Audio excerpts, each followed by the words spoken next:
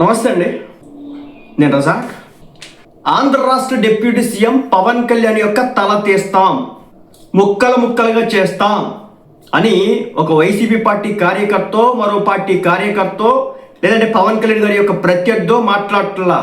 ఒక చర్చిలో మతబోధన చేసేటటువంటి, క్రైస్తవాన్ని చెప్పేటటువంటి, క్రైస్తవ ప్రచారం చేసేటటువంటి ఒక పాస్టర్ చెప్తా ఉన్నాడు. ఎంత మదం, ఎంత బలుపు, ఎంత కొవ్వు! ఒక పాస్టర్ ఏ విధంగా మతబోధన చేయాలా? అసలు మనకి బైబిల్ ఏం చెప్తా ఉంది? పక్కవాడికి సాయం చేయమని బైబిల్ చెప్తా ఉంటుంది, ఇరుగు పొరుగు వారిని ఆదుకోమని బైబిల్ చెప్తా ఉంటుంది, ఉన్న దాంట్లో కొంచెం పక్కవాడికి పెట్టమని బైబిల్ చెప్తా ఉంటుంది, ప్రశాంతమైన మనసు కలిగి ఉండమని, పాపుని క్షమించి వదిలేయమని బైబిల్ చెప్తా ఉంటుంది. కానీ ఒక పాస్టర్గా ఉండేటటువంటి వ్యక్తి ఈరోజున పవన్ కళ్యాణ్ గారి యొక్క తలని తీయాలి, అలాగే అతన్ని ముక్కలు చేయాలి అని చెప్పేసి ఈరోజు చెప్తా ఉన్నాడు. నిజంగా అతను క్రైస్తవుడేనా? క్రైస్తవ మత బోధకుడేనా? ఒక క్రైస్తవ మత బోధకుడు ఇలాంటి భాష ఉపయోగించవచ్చా? ఎందుకు ఆ స్థాయిలో ఆ వ్యక్తి అన్నాడు? పవన్ కళ్యాణ్ గారు ఏమన్నా క్రిస్టియానిటీని కావచ్చు, జీసస్ని కావచ్చు, క్రైస్తవ మత పెద్దల్ని కావచ్చు, ఏనాడైనా ఒక్కసారైనా తూలి మాట్లాడడం ఎక్కడైనా నాకు చూపించండి. పవన్ కళ్యాణ్ క్రైస్తవులను అవమానించడం మీరు చూపించండి. మరి ఎందుకు పవన్ కళ్యాణ్ తన ధర్మాన్ని రక్షించుకుందాం అని చెప్పేసి ఒక పిలిపిస్తే ఇంత కడుపు మంట ఎక్కడి నుంచి వస్తుంది? ఎందుకోసం వస్తుంది? ఎందుకంత కడుపు మంట? ఏం చేసినాడు అతను? మిమ్మల్ని మంచిగా బతుకొని చెప్పడం తప్ప, తన ధర్మం మీద జరుగుతున్నటువంటి దాడిని ఖండించుకోవడం తప్ప.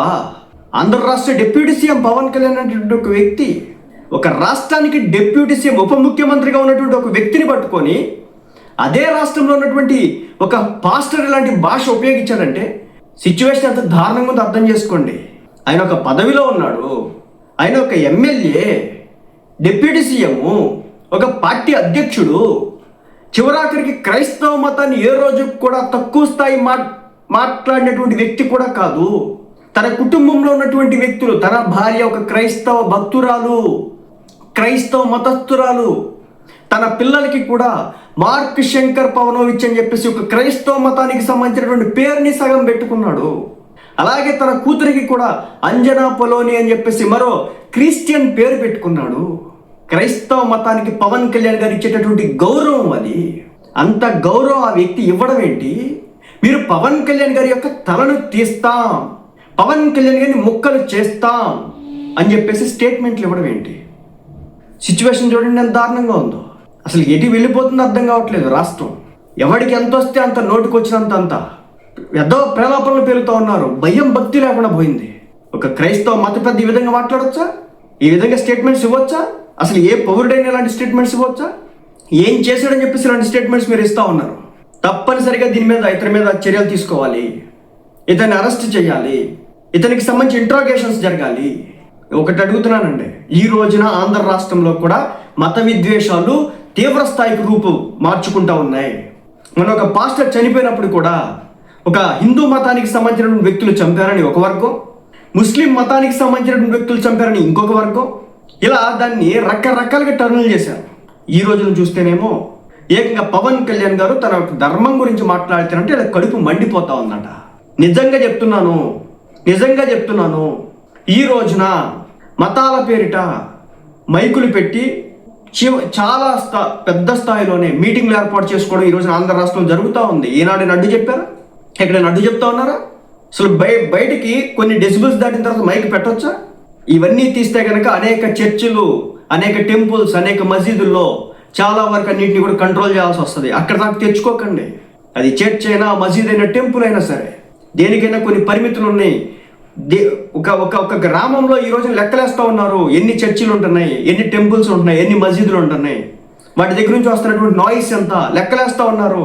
ఒక చిన్న గ్రామానికి వెళ్తున్నా 10 కొద్ది చర్చిలు ఉంటున్నాయి, 2-3 టెంపుల్స్ ఉంటున్నాయి, ఒక మసీదు 2 మసీదులు ఉంటున్నాయి. ఒకటే ఉండేది.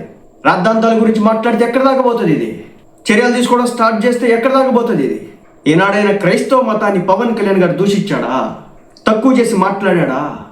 ఏ రాజకీయంలో ఉన్నప్పటికీ కూడా ఏనాడైనా క్రైస్తవాన్ని గురించి, జీసస్ గురించి ఎక్కడైనా మాట్లాడా? ఆ వ్యక్తి గురించి మీరు తలాలు తీస్తారా? ఆ వ్యక్తి యొక్క శిరచ్ఛేదనం చేస్తారా? ఆ వ్యక్తిని ముక్కలుగా నరుకుతారా? అలా ఉంది సిచ్యువేషన్, అలా ఉంది పరిస్థితులు ఈ రోజున.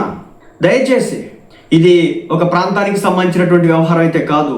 అనేక ప్రాంతాలు ఇలాంటివి లెగబోతా ఉన్నాయి. ఇప్పుడు ఒక ఇద్దరు పాస్టర్లు అసలుకి ఇష్టం వచ్చినట్టుగా మాట్లాడుతూ ఉన్నారు ఈ మధ్యకాలంలో సోషల్ మీడియాలో నోటికి ఎంత వస్తే అంత మాట్లాడుతూ ఉన్నారు.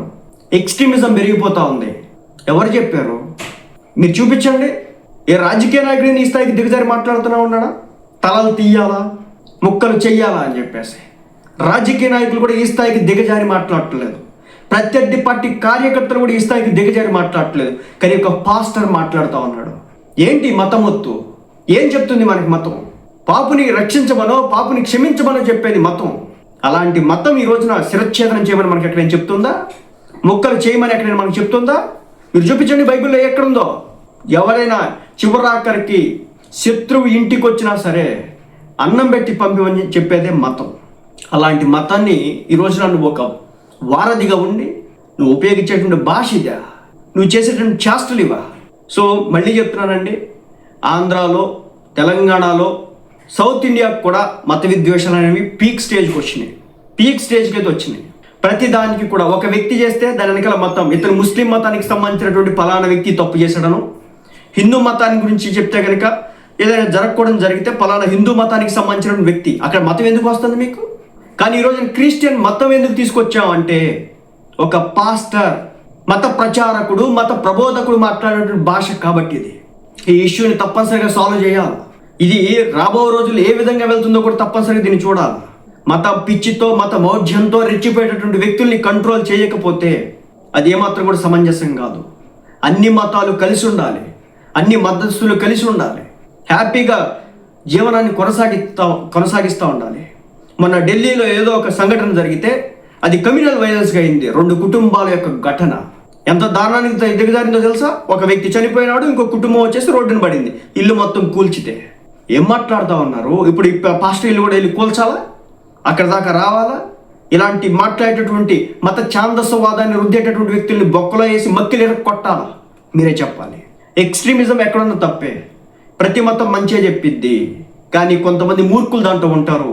ఇలాంటి పనికిమాలను వాగుతారు. వాళ్ళని కంట్రోల్ చేయాల్సిన బాధ్యత ప్రభుత్వం మీదే ఉంది.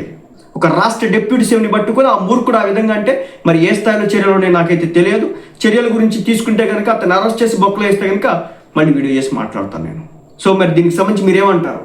పవన్ కళ్యాణ్ అనే వ్యక్తి యొక్క తలని తీయాలంట, తనని ముక్కలు చేయాలంట. ఎందుకంటే సనాతన ధర్మం గురించి ఆ వ్యక్తి మాట్లాడుతున్నాడట. ఇంతకంటే దరిద్రం ఏమైనా ఉంటుందా? తప్పనిసరిగా కామెంట్ చేయండి. అలాంటి వ్యక్తుల్ని ఏం చేయాలి? ఇలాంటి మత బోధన చేస్తున్నటువంటి వ్యక్తుల్ని ఏం చేయాలి?